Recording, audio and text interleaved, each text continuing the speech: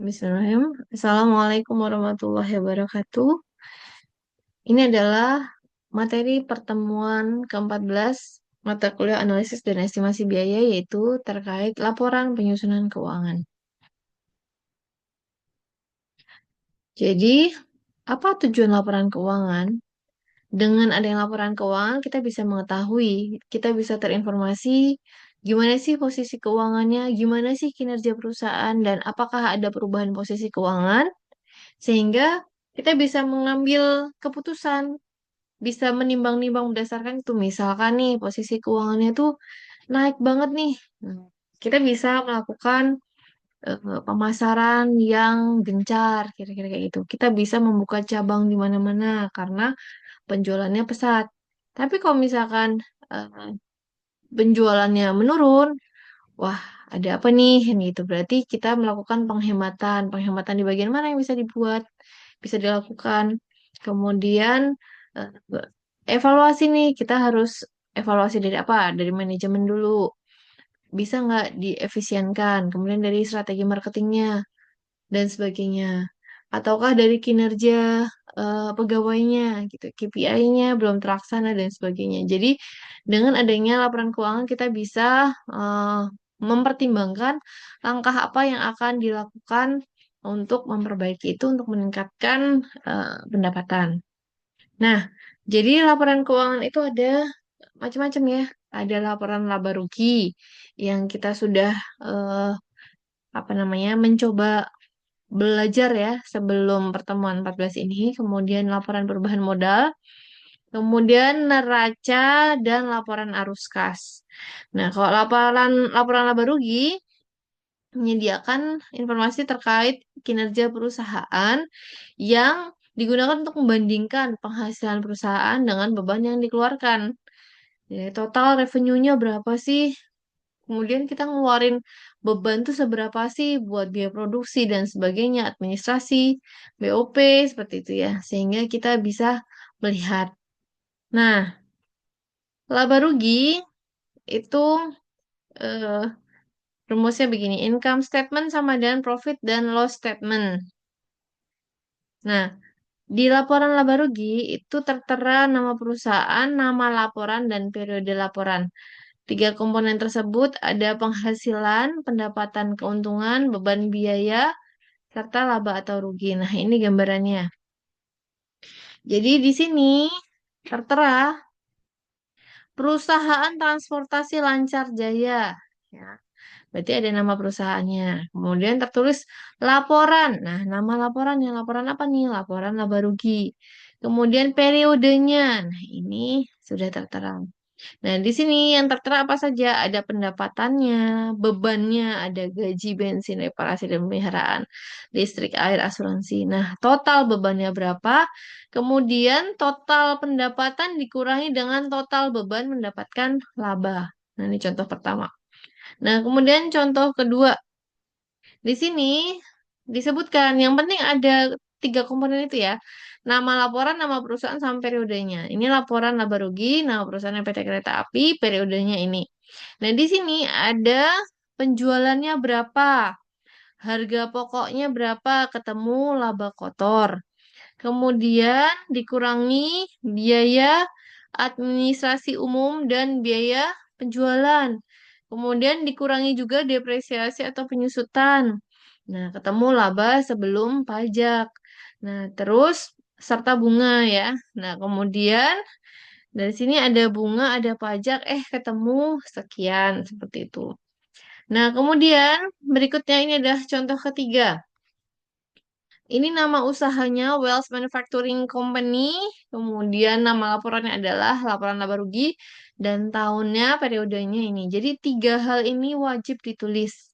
Nah, di sini penjualan bersihnya itu sekian. Dikurangi harga pokok penjualan persediaan barang 1 Januari, harga pokok produksi, ya, kemudian ketemu dikurangi persediaan barang jadi, harga pokok penjualan sekian, overhead, dan seterusnya. Kemudian masih dikurangi beban pemasaran dan administrasi. Kemudian ketemu, nah ini kan baru laba sebelum pajak, kena pajak, ketemu labanya adalah 20.000 dolar. Seperti itu. Nah, kemudian penyusutan. Penyusutan merupakan alokasi jumlah aktiva yang bisa disusutkan sepanjang masa manfaat yang diperkirakan. Nah, penyusutan itu dibebankan pada apa? Pada pendapatan. Bisa secara langsung maupun secara tidak langsung. Nah, pembebanan non-kas merupakan pengeluaran yang dikurangkan dari laporan laba rugi. Namun aslinya tidak mengeluarkan sejumlah kas, ya. Jadi di laporan laba rugi itu kita masukin tuh depresiasinya, penyusutannya. Tapi kita sama sekali nggak mengeluarkan itu. Nah, terus buat apa? Gitu kan? Ya, bisa aja itu tuh apa ya? Ibaratnya itu merupakan asumsi, ya. Asumsi ada penurunan harga atau nilai sesuatu barang yang dimiliki. Nah, itu harus ada gitu. Jadi itu asumsi. Walaupun kalau dari sisi perusahaan ya itu lumayan juga karena mengurangi pajak yang dikeluarkan. Nah, contoh depresiasi penyusutan ya kayak misalkan gedung, kendaraan, itu kan pasti akan ada penyusutan. Nah, misalkan kayak gedung baru sama gedung yang udah tua kan beda ya nilainya. Nah, terus ada apa itu? Ada penyusutan yang kita tidak mengeluarkan uang, tapi seolah-olah tuh turun nih harganya gitu. Kemudian kendaraan. Kendaraan yang baru aja beli baru grace, udah kepake setahun, 2 tahun, 3 tahun, 5 tahun, bahkan lebih dari 5 tahun, 10 tahun, itu juga akan berbeda gitu ya penyusutannya gitu. Kalau mobil yang paling kerasa, karena ketika dijual lagi pasti akan turun banget gitu. Nah, jadi kalau penyusutan itu eh, merupakan salah satu jenis pembayaran non-kas yang menjadi pengurang. Ada amortasi juga, ada cadangan juga, seperti itu. Nah, ini ada contoh. Laba bersih setelah pajak, biaya penyusutannya berapa, aliran kas dari operasi, jadi seperti ini aslinya.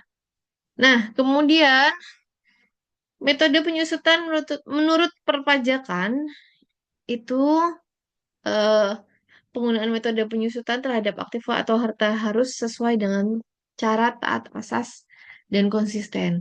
Ya kan memang kalau penyusutan itu mengurangi pajak ya, karena coba ketika kalian cek di sini, sebentar.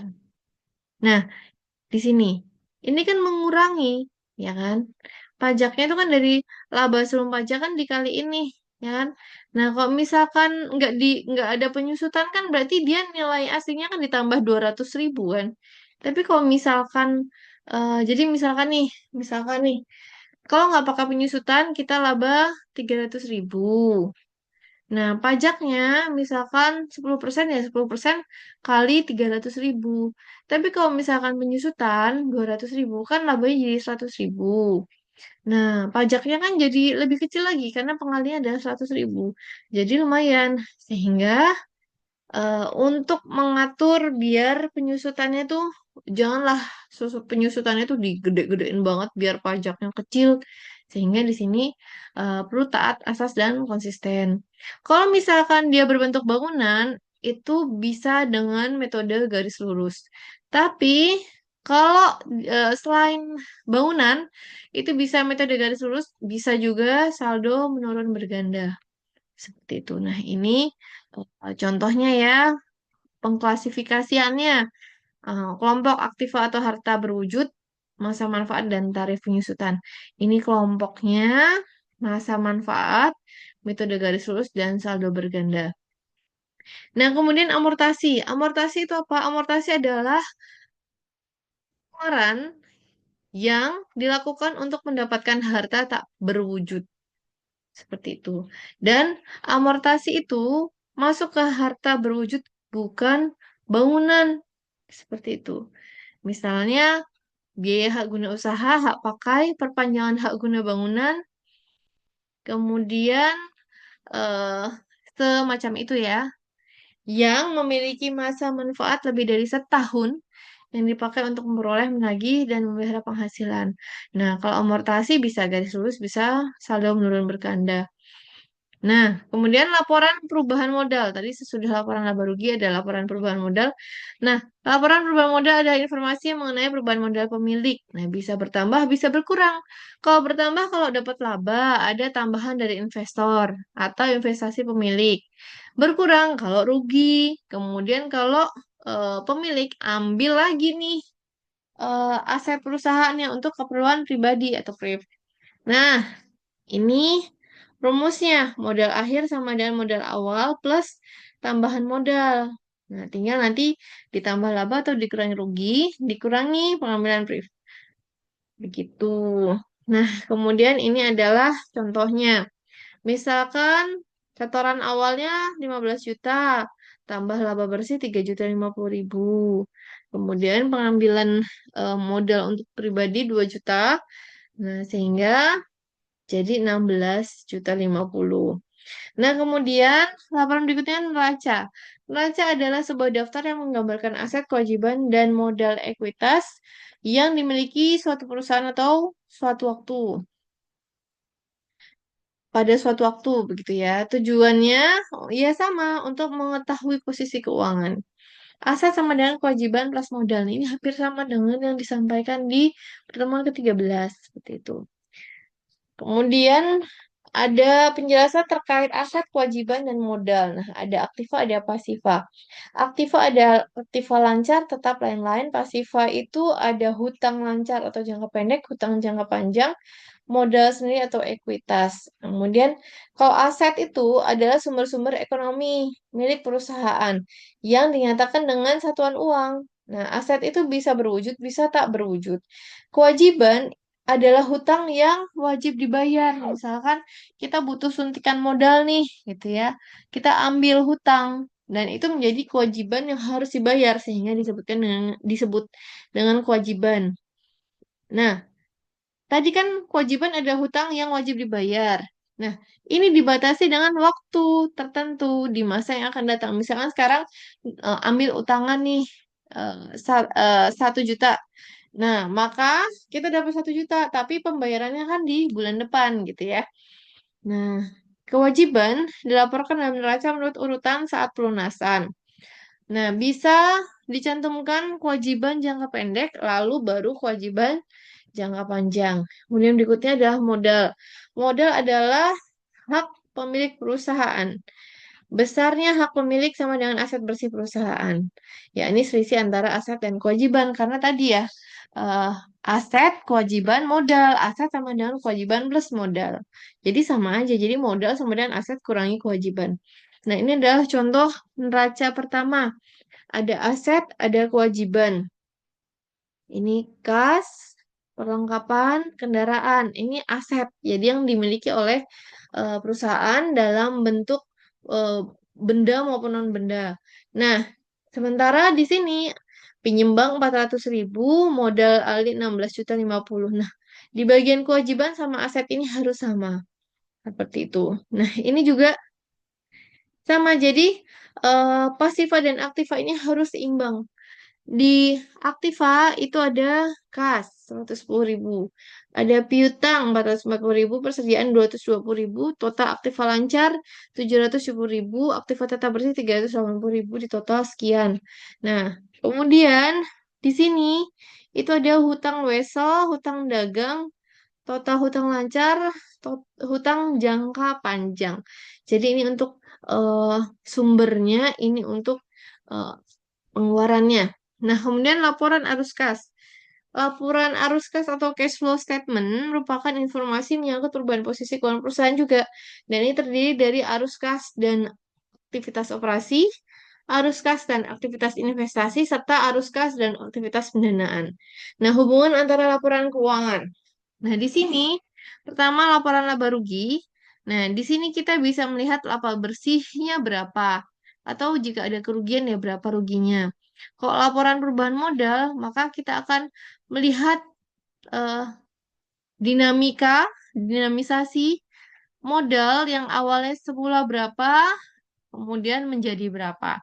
Kemudian kalau neraca untuk melihat antara aktiva dan pasivanya seperti itu. Kemudian kalau arus kas, nah ini untuk mengetahui nih arus keluar masuknya, itu kemana aja. Jadi, salah satu fungsi utama akuntansi adalah menyediakan laporan-laporan periodik untuk manajemen investor, kreditur, dan pihak lain. Laporan keuangannya ada macam-macam, neraca, laporan laba rugi, laporan perubahan modal, serta laporan arus kas. Nah, biasanya laporan keuangan disusun setahun sekali, tapi juga ada yang tiap kuartal, tiap bulan, tiap semester, jadi berbagai macam. Begitu. Ya, semoga menjelaskan, semoga bermanfaat. Terima kasih. Wassalamualaikum warahmatullahi wabarakatuh.